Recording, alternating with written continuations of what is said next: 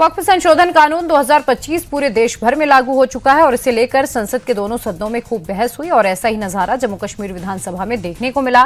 बात तो तब बढ़ गई जब यहां विधायकों के बीच कानून के नए मसौदे पर झड़प भी दिखाई दी। सत्ता पक्ष के विधायकों ने कानून की कॉपी तक फाड़ दी और अब इसी हंगामे पर जेपीसी चीफ जगदम्बिका पाल हमलावर हो गए।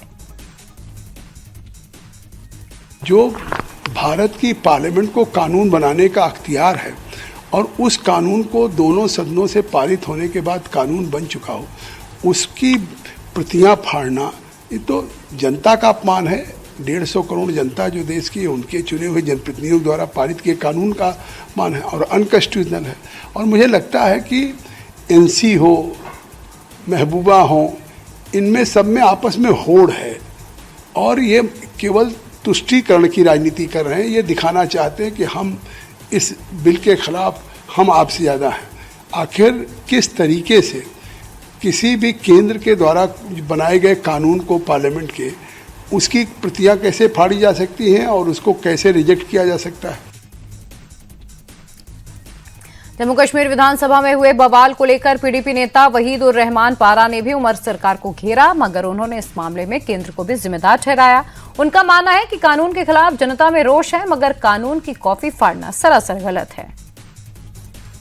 बिल नहीं ला सकते थे, ये प्रोटेक्ट नहीं कर सकते किसी मस्जिद को, लेकिन they should have strong words में एक प्रोटेस्ट करना था। एक रेजोल्यूशन की हालत में तमिलनाडु ने किया, टीएमसी के लोग प्रोटेस्ट कर रहे हैं, पंजाब के सरदार ने पार्लियामेंट में बात की, न सिर्फ इतना कर्नाटका में लोगों ने बात की और कर्नाटका में असेंबली में रेजोल्यूशन किया। तो जम्मू कश्मीर असेंबली में 60 मुसलमान एमएलए हैं और यहाँ पर तो मेजॉरिटी लोग हम ही थे। क्यों नहीं किया हमने रेजोल्यूशन? मुझे बताइए, who is stopping this resolution? That is the only question that the people in Jammu and Kashmir, खासकर कश्मीर के लोग, इनसे पूछने चाहिए कि जिन्होंने इनको 50 सीटें दी, कि आपने वक्फ अमेंडमेंट बिल पर रेजोल्यूशन क्यों नहीं लाया। सपा चीफ अखिलेश यादव ने वक्फ बिल के बहाने सरकार को घेरा। अखिलेश का मानना है कि एक तरफ तो देश भर में महंगाई चरम पर है, मगर केंद्र की मोदी सरकार मूल मुद्दों को छोड़कर लोगों को लड़वाने में लगी हुई है और उसका परिणाम यह है कि अब दिल्ली की सरकार वो फैसले नहीं ले पा रही जो वो लेना चाहती थी। लेकिन उसके बावजूद भी आप और हम देख रहे हैं कि जब हर सवाल पर सरकार नाकाम हो गई है, आप उनसे महंगाई पर चर्चा करें। जब हम और आप आज यहाँ बातचीत कर रहे हैं, डीजल पेट्रोल की कीमतें बढ़ी हैं, ये अलग बात। कुछ लोगों को लाभ पहुंचाने के लिए सरकार हर फैसला ले रही है। वक्फ कानून के खिलाफ जारी हंगामे के बीच तृणमूल कांग्रेस में भी दो फाड़ दिखी, जहां पार्टी के दो सांसद आपस में ही भिड़ गए, जिसका वीडियो सोशल मीडिया पर तेजी से वायरल हो रहा है। और अब इसी मामले पर बीजेपी नेता सुधांशु त्रिवेदी ने भी टीएमसी को घेरा है। उन्होंने कहा कि तृणमूल कांग्रेस के नेताओं ने भद्रता के नए नए कीर्तिमान स्थापित कर दिए।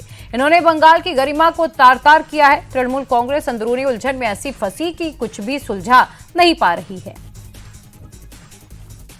दलों के अंदर क्या हो रहा है यह और भी विचित्र है। बिहार में आपने देखा कि कांग्रेस पार्टी के कार्यकर्ता एक दूसरे को कैसे लात घूसा नाम कमर बंधे दिखा रहे थे और तृणमूल कांग्रेस के सम्माननीय सांसद लोग चुनाव आयोग में जाकर एक दूसरे से उलझ गए। यह दर्शाता है कि तृणमूल कांग्रेस के अंदर उलझाव इस कदर बढ़ता जा रहा है कि अब उससे किसी प्रकार के सुलझाव की कोई अपेक्षा नहीं है।